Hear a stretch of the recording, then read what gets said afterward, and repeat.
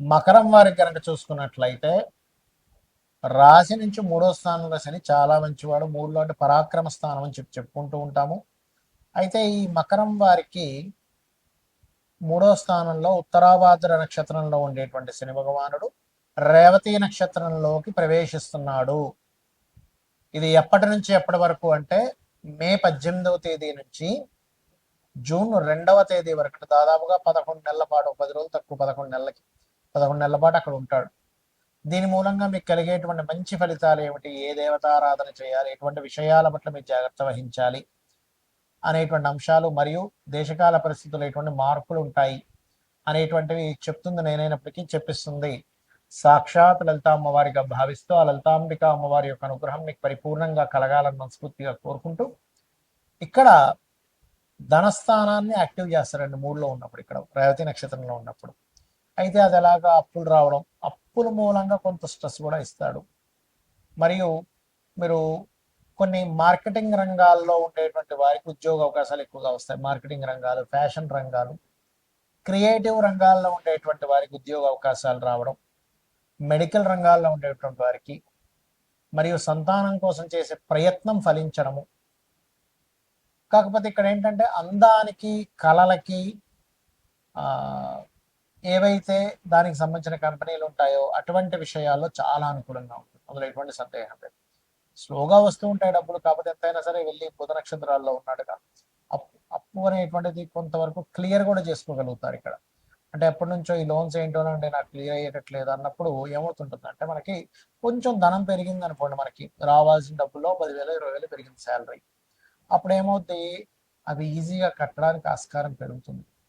ఆ రకంగా అప్పు క్లియర్ అవ్వడానికి ఉంది మీకు అనుకూలత, అప్పు లభించడానికి ఉంది, శత్రువుపై జయానికి ఉంది, కొన్ని శత్రుత్వాలు క్లియర్ చేసుకోవడానికి ఉంది, సంతానం కోసం చేసే ప్రయత్నానికి అనుకూలత ఉంది. కాకపోతే మీరు ఎవరితోనైనా మాట్లాడేటప్పుడు మూడో స్థానంలో శనినప్పుడు కానీ కుజుడున్నప్పుడు కానీ ఏమవుతాయంటే పరాక్రమం, ధైర్యం పెరిగిపోతూ ఉంటుంది. ఎలాగైనా చేసేయాలి.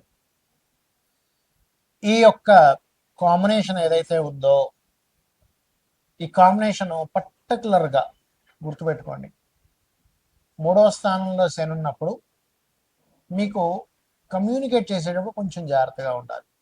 ఏదైనా ఒక ప్రాపర్టీ తీసుకునేటప్పుడు ఒక్కోసారి చూడండి, తొందరపడిపోయి మీకు ప్రాపర్టీ లాస్ అయ్యే ఒక ప్రాపర్టీ లాభం వచ్చేస్తుంది అనుకుని కొనుక్కుంటూ ఉంటాం. మకరం వారు పర్టికులర్గా ఇన్వెస్ట్మెంట్ చేసేటప్పుడు, అందులో ముఖ్యంగా భూ సంబంధించి, ఎందుకంటే మకరానికి భూమి కారకుడైన కుజుడు 4-11 అధిపతి కదండి, నాకు ఏ భూమి కొన్నా లాభం వస్తుంది అంటే లేదు. ఆ చతుర్థాధిపతి ఎక్కడ ఏ నక్షత్రాల్లో ఎలా ఉన్నాడో చూసుకోవాలి. కాబట్టి ఈ విషయంలో జాగ్రత్తగా ఉండండి. కాస్త వివాహము, పార్ట్నర్షిప్స్, ఇన్సూరెన్సెస్ విషయాల్లో అనేది కొద్దిగా జాగ్రత్తగా ఉండాలి. కొన్ని ఎమోషన్స్గా కొన్నిసార్లు వివాహ నిర్ణయాలు తీసుకోవాల్సి వస్తుంది. ఎక్కడ ఎమోషన్స్కి గురవ్వకండి దయచేసి. ఇక మీరు నిత్యము చేయవలసింది లలితాంబిక అమ్మవారి యొక్క ఆరాధన చేయండి. వివాహం కోసం ఇబ్బంది ఉందనుకునేటువంటి వారు ఓం కామేశబద్ధ మాంగళ్య సూత్ర శోభిత కందరాయ నమః మంత్రం చేయండి, అన్ని విధాలు బాగుంటుంది.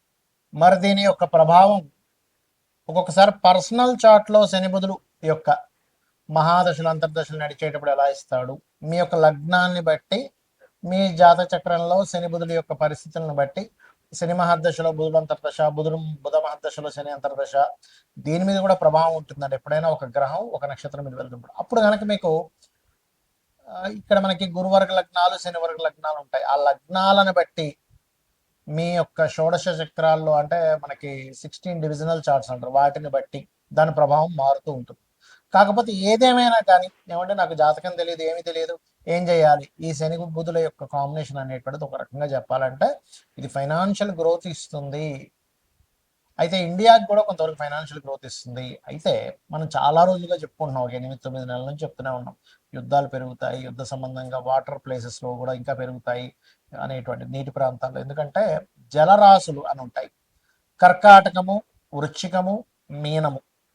ఈ జలరాశుల్లోకి ఎప్పుడైతే శని యొక్క సంచారం జరుగుతూ, మొన్న మనకంతా కూడా కుజుడు కూడా కలిసి ఉండడం, కుజుడు కుంభంలో ఉండి రాహుతో కలవడం, దాని తర్వాత శనితో కలవడం వల్ల జలరాశుల్లో ఉండేటువంటి జల ప్రదేశాల్లో యుద్ధాలు పెరగడం, జలరాశుల్లో ఉండేటువంటి అన్ని దేశాల్లో ఉండేటువంటి కొన్ని నౌకలకు ఇబ్బంది రావడం, అందులో ముఖ్యంగా ఇండియా నౌకలు కూడా ఇబ్బంది రావడం, ఇవన్నీ చెప్పుకున్నాం మనం. అయితే ఇక్కడ ఏంటంటే బుధుడు యొక్క నక్షత్రాల్లో శని సంచారం జరిగేటప్పుడు ఈ షేర్ మార్కెట్ విషయంలో ప్రధానంగా ఎవరైతే డైలీ ట్రేడ్ చేస్తారో డైలీ ట్రేడ్ కంటే కూడా లాంగ్ టర్మ్ ట్రేడింగ్ చేసుకోవడం అనేది మంచిది. ఎవరి జన్మజాతక చక్రంలో అయినా బుధగ్రహం కనుక బాగుంటే వాళ్ళకి ట్రేడింగ్లో అద్భుతంగా కలిసి వస్తుంది. గుర్తుపెట్టుకోండి. ఎందుకు? బుధుడు తెలివితేటలకి, ట్రేడింగ్కి, వీటికి కారకుడు. గుర్తుపెట్టుకోండి. సో ఈ కారకుడైనటువంటి బుధుడు ఎప్పుడైతే బాగున్నాడో, ట్రేడింగ్ అనేటువంటిది ఏమిటి? మనకి ఎప్పుడు మనం ఎంటర్ అవ్వాలి, ఎప్పుడు బై చేయాలి, ఎప్పుడు సెల్ చేయాలి, ఆప్షన్స్ అంటారు, మీకు తెలిసే ఉంటుంది. సో ఆ యొక్క శక్తిని అద్భుతంగా ఇస్తాడు బుధుడు. అంటే మనం ఎంత ఎమోషన్గా కనెక్ట్ అవ్వకుండా చాలా ఈజీగా ఇది వద్దులే, మనం వస్తే రేపు మళ్ళీ చూసుకుందాంలే అని వాళ్ళకి ఎప్పుడైతే కరెక్ట్గా అనిపించింది బయటకు వచ్చేస్తాడు. ఇంకా ఆశపడ్డ ఎక్కువగా ఆశపడకుండా ఉన్న దాంట్లో సంతృప్తి చెంది బయటకు వచ్చేలా చేస్తాడు బుధుడు. అంటే బుద్ధి ఆలోచిస్తూ ఉంటుంది. అలాగా ఇప్పుడు ఉండేటువంటి బుద్ధి కారకుడైనటువంటి బుధుడు యొక్క నక్షత్రాల్లో శని సంచారం జరుగుతుంది కాబట్టి మీరు లాంగ్ టర్మ్ చేసుకోవడం మంచిది. ఎందుకంటే షేర్ మార్కెట్లో లాంగ్ టర్మ్వే ఫలించేటువంటి సమయం ఇది. కమ్యూనికేషన్ రంగాలు మనం చాలా రోజుల క్రితమే చెప్పుకున్నాం, ఏమంటే ఈ కమ్యూనికేషన్ రంగాలకి ఇబ్బంది రానుంది అని. ఈ శని యొక్క ప్రభావం ఎప్పుడైతే బుధరాశుల్లోకి ఎంటర్ అవుతుందో ఈ కమ్యూనికేషన్ రంగాల మీద దీని యొక్క ప్రభావం చూపిస్తుంది, గుర్తుపెట్టుకోండి. అలాగే మరొక విషయం ఏంటంటే ఇక్కడ ఈ అప్పులు ముఖ్యంగా ఏంటంటే ఎవరైనా ఏదైనా అప్పు తీసుకుంటే కూడా లాంగ్ టర్మ్ తీసుకోండి. ఏదో ఏమంటే ఇచ్చేస్తాను, 10,000 ఉంటాయి అంటుంటారు కొంతమంది, 1,00,000 ఉంటాయి, ఏముంది సాయంత్రం ఇచ్చేస్తాను. ఆ సాయంత్రం మీకు రాకపోగా ఈ 10 రోజులకు రావడం వల్ల 10 రోజుల తర్వాత మీరు ఇస్తారు, నెల రోజుల తర్వాత మీరు ఇచ్చేస్తారు, ఇవ్వరని కాదు. కానీ అదేమైపోతుంది, మాట తప్పాడు, సాయంత్రం ఇస్తా అన్నాడు, ఫోన్ ఎత్తాడు, మొహమాటం, ఫ్రెండ్ దగ్గర పరువు పోతుంది, రిలేషన్స్ దగ్గర పరువు పోతుంది. అందుకని ఏంటి, ఆ నెల రోజులు తప్పించుకొని నెల రోజుల తర్వాత ఇగో నేను ఇచ్చేస్తున్నా అంటాడు. అప్పుడు ఏమైపోద్ది అంటే ఈ శని యొక్క రాసుల్లో ఎప్పుడైతే, శని యొక్క నక్షత్రం మీద ఎప్పుడైతే శని వెళ్ళి బుధ నక్షత్రం మీద ఉన్నాడో ఇదేం చేస్తుంది, బుధుడు అప్పులకు కారకుడు కాబట్టి ఇది అప్పుల విషయంలోని కొన్ని దేశాల్లో ఆర్థిక మాన్యాలు, కొంత వాయు సంబంధంగా, వాయువులో బుధుడు వాయు కారకుడు, గుర్తుపెట్టుకోండి, వాయువుకి కారకుడు కాబట్టి వాయువులు మందంగా వేయడం, వాయువులో ఒక రకమైనటువంటి విష సంబంధించినటువంటిది కొంత ఇన్ఫెక్షన్స్ రావడం, ఇటువంటివన్నీ కూడా ఇస్తూ ఉంటుంది బుధరాశుల్లోకి శని యొక్క సంచారం కాబట్టి. మరి ఏం చేయాలండి, దేశకాల పరిస్థితులు ఇలా ఉన్నాయి కదా, ఏం చేయాలి? సింపుల్గా ఏమీ లేదు, మీరు చండీ వినండి లేదా విష్ణు సహస్రనామాలు వినండి చాలు. మీరేమి వేలు లక్షలు ఖర్చు పెట్టేసి ఏదో పూజలు చేసుకోవాలని ఏమి అక్కర్లేదు. మీకు డబ్బులు లేనప్పుడు భగవంతుడు నామస్మరణ చేత, అమ్మవారి యొక్క నామాల్లో ఒక నామం ఉంటుంది, నామ పారాయణ ప్రీత నంద విద్యా నటేశ్వరి అని.